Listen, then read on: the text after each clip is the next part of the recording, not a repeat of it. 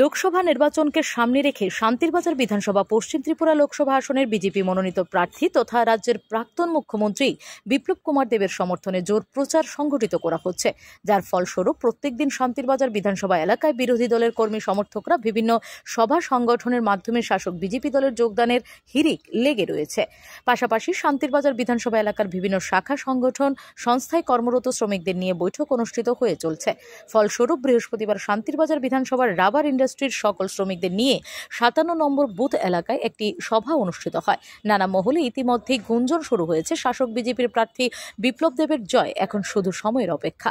আর এই জয়ে শান্তিরবাজার বিধানসভা থেকে বিপুল সংখ্যক ভোট পেয়ে বিজয়ী হয়ে সংসদ ভবনে যাবেন প্রাক্তন মুখ্যমন্ত্রী তথা বর্তমান রাজ্যসভার সাংসদ বিপ্লব কুমার দেব।